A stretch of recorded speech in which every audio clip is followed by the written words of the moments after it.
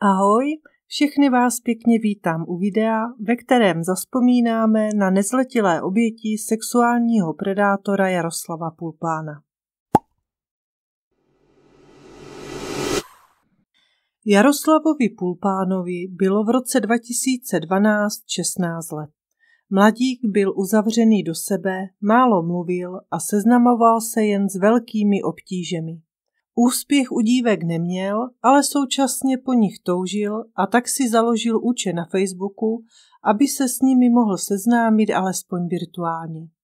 Od září 2012 do března 2015 se z plachého a sociálně nemotorného chlapce stal online sexuální predátor, který od děvčat, jež navštěvovala teprve základní školu, pod psychickým nátlakem mámil vlastnoručně pořízený pornografický materiál. Ale nezůstal pouze u jednoho profilu, založil jich mnohem více. Kromě Facebooku používal svou vymyšlenou identitu i na ICQ nebo Skypeu, což jsou komunikační platformy, které svým uživatelům umožňují bezplatně provádět hlasové a videohovory, posílat textové zprávy a sdílet soubory. Jen na Skypeu odeslal 90 000 zpráv a komunikoval tam s 69 dívkami. Mimo to byl také aktivní na stránkách lidé.cz anebo na online hrách pro děti, které kromě hraní umožňovaly i vzájemný chat mezi hráči. Nutno podotknout, že Pulpán, byť sociálně neohrabaný, si v online světě věděl rady a aby se k nezletilým dívkám dostal co nejblíže a získal jejich důvěru, na většině svých účtů vystupoval jako dospívající dívka, třeba pod přezdívkou Ferda, ale když se mu to hodilo, vydával se i za policistu, psychologa nebo lékaře gynekologa. Ve své falešné identitě nejčastěji komunikoval s dívkami ve věku 10 až 12 let, ale oslovil i 24letou mladou ženu a na opačném konci věkového spektra četoval se 7letou holčičkou a její 5letou sestrou. Jeho dosah sahal po celé České republice i na Slovensko. Celkem oslovil více než 2000 dívek, z nichž 1300 s ním následně pokračovalo v nějaké formě komunikace. Ve virtuálním světě měl opravdu velké množství profilů a policisté při následném vyšetřování objevili přes 36 000 stránek. Pulpán využíval toho, že děvčata na sociálních sítích a komunikačních serverech hledali kamarádku, se kterou by si mohli povídat, sdílet osobní zážitky a probírat holčičí témata. Jaroslav je z vytvořeného falešného profilu oslovil jako dívka podobného věku, která hledá blízkou duši, a když se s nimi zblížil, většinou nové kamarádce jako dívka důvěrně napsal, že si není jistá svojí sexuální orientací a požádal o pomoc, aby se zorientovala sama v sobě a zjistila, zda jí přitahují holky nebo kluci. Aby vyzkoušeli, zda domnělou přítelkyni vzrušují právě děvčata, dívka doma nafotila více či méně odhalené fotografie, většinou ve spodním prádle, ale i bez, a poslala je Pulpánovi, který si je ukládal do počítačové složky a později se nad nimi uspokojoval.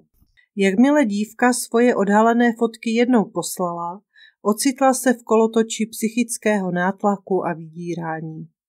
Muži vyhrožoval jejich zveřejněním, posláním rodičům, do školy nebo ohlášením na policii. Byla však možnost, jak tomu zabránit, poslat mu něco peprnějšího. Což je tedy slabé slovo, chtěl vyloženě natočit porno, s odhalenými fotkami se již nespokojil. Vyplašené nezletilé dívky se pak ze strachu z odhalení před webkamerou sebeuspokojovaly prsty, či si na Pulpánovo přání zasouvali do přirození tužky, stylizovali se do požadovaných pozic nebo na videu močili.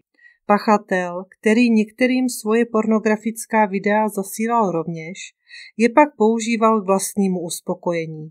Někdy do vydírání zatáhl i další nezletilé sourozence, kdy pod pohrůžkou zveřejnění kompromitujícího materiálu donutil sestry, aby se natočili společně. Nebo hrál hru, že dívce, které napsal, nevěří, že je opravdu holka a ne chlapec, který se za ní vydává a chtěl po ní důkazy. Cituji. Vystupoval jako holka a chtěl dokázat, že jsem také holka. Poslala jsem mu několik fotografií, kde jsem byla jen ve spodním prádle a také nahá. Dělala jsem to protože mi pořád nevěřila, že jsem holka a chtěla jsem jí to dokázat. Vypověděla například jedna z poškozených. Jeho první prokázanou obětí byla 10letá dívka, kterou začal zneužívat v září 2012. Když po ní chtěl, aby si před kamerou udělala dobře, učinila tak a natočila se při masturbaci. Znovu opakuji, že měla teprve 10 let. Později však zjistila, že si nedopisuje s dívkou ve svém věku, ale se starším chlapcem a komunikaci se rozhodla ukončit. Pulpán svůj dvojí život bez potíží vedl až do konce roku 2014, když rodiče jedné z jeho obětí z Ústí nad Labem oznámili na policii, že jejich dcera je terčem internetového vydírání. Kriminalisté pracovali opravdu rychle a již na začátku roku 2015 byl pachatel zadržen. Byl mu zabaven počítač a vyšetřovatelé se pustili do prozkoumávání jeho dat, což jim trvalo téměř 2 roky. Museli totiž projít a analyzovat více než 94 000 fotografií s dětskou pornografií a 1500 videí se stejnou tématikou a 2 specialisté následně museli najít a vyslechnout všechny zneužívané dívky. 9. září 2016 si Pulpán převzal usnesení o zahájení trestního stíhání a když si uvědomil, že se kolem něj začíná stahovat smyčka zákona, rozhodl se před spravedlností utéct.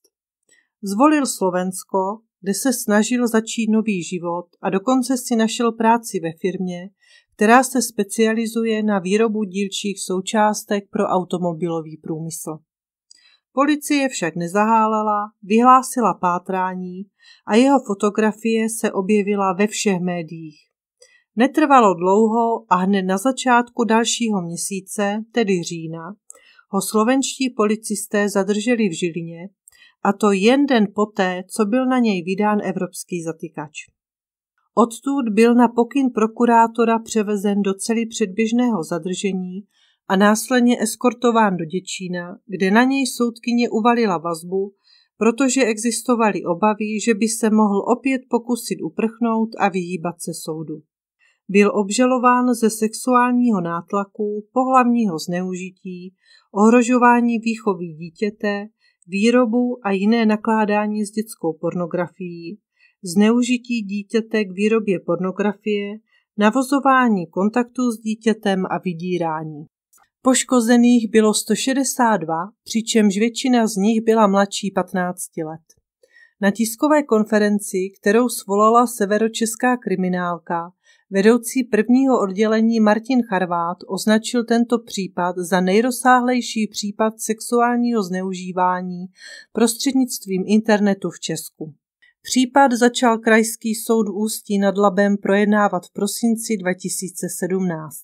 Pulpánovi, kterému bylo v té době už 22 let, hrozilo až 12 let vězení a jeho útěk na Slovensko, kde se vyhýbal trestnímu řízení, mu situaci ještě zhoršil jako přitěžující okolnost. U soudu se poškozeným omluvil, vyjádřil lítost nad svými činy a obhajoval se tím, že byl tehdy mladý, nerozvážný a hloupý. Cituji. Neuvědomoval jsem si, co způsobuji. Došlo mi to až zpětně, když jsem si přečetl výpovědi poškozených. Tehdy jsem žil jen ve virtuálním světě a nedokázal jsem s tím přestat. Několikrát jsem chtěl přestat s touto trestnou činností, ale nedokázal jsem to. Nedokázal jsem vyhledat odbornou pomoc, řekl. Zároveň přiznal, že když byl v pubertě, také dostával podobná videa prostřednictvím sociálních sítí, což ho samozřejmě vůbec neomlouvá. Také vyšlo najevo, že si s jednou z obětí sjednával schůzku, ale nedošlo k ní, protože dívka nepřišla. Vyšetřovatelé zjistili, že až 90% rodičů vůbec netušilo, s kým si jejich dcery píší, že se jejich děti odhalují v online prostoru a staly se obětmi sexuálního predátora. Byli z něj tak vystresované, že se nesvěřili nikomu, ani přátelům nebo sourozencům. Jeden z kriminalistů přiznal, že několikrát měli žaludek na vodě z toho, co na zabavených fotografiích a videích viděli. Některé z předváděných scén označil za tak šokující a otřesné, že by je ani někteří dospělí nedokázali zvládnout. Pachatelé zároveň popsal jako člověka, jež není schopen normálně komunikovat a že i na otázku ohledně počasí potřeboval několik minut, aby se rozhodl, co má odpovědět. Po zatčení prošel Pulpán vyšetřením u sexuologů, psychiatrů a psychologů, kteří ho označili za osobnost s výraznou nevyzrálostí, nicméně netrpící žádnou duševní poruchou ani deviací. Při sexuologickém vyšetření nejvíce reagoval na dospívající dívky, což bylo vzhledem k jeho věku považováno za běžné. Pedofilie byla vyvrácena. Odborníci dospěli k závěru, že Pulpán není pro společnost nebezpečný a že v reálném světě by pravděpodobně nikomu neublížil. Pokud by však znovu získal možnost komunikovat s nezletilými online, jeho chování by se mohlo opakovat. Z tohoto důvodu mu byla doporučena ochranná ambulantní sexuologická léčba. Pokud nebyl pedofil, proč tedy cílil na velmi mladé dívky? I na to dala vyšetření odpověď. Vzhledem k jeho nevyzrálosti pro něj bylo prostě snazší komunikovat s dívkami, které byly výrazně mladší než s potenciálními partnerkami ve svém věku. Kromě již zmíněného vydírání, zneužití dítěte či ohrožování výchovy, byl obviněn i ze zneužití 11leté sestry svojí tehdejší přítelkyně. I když se ke všem svým ostatním činům na sociálních sítích přiznal, toto opakovaně odmítl. Dívka mluvila ve výslechové místnosti, aby se nemusela s Pulpánem vidět, a z jejího výslechu byla vyloučena veřejnost. Dle jejího sdělení jí měl líbat a osahávat na intimních partiích, ale nic z toho se nepodařilo prokázat. Sbírání důkazů a výpovědí všech svědků byly dlouhé, jelikož jich bylo přes 100. Soudní spis měl pak přes 1500 stránek a svědectví bylo prezentováno na několikrát.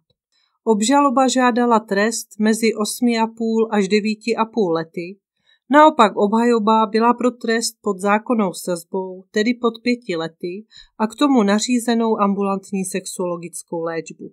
Maximálně mu mohli uložit 12 let.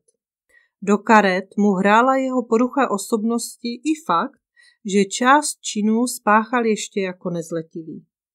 Dalším polehčujícím faktorem byla zmenšená příčetnost vzhledem k jeho zcela nevyzrálé osobnosti, která mu znemožňovala plně ovládat své jednání, a také to, že se s žádnou dívek fyzicky nesetkal.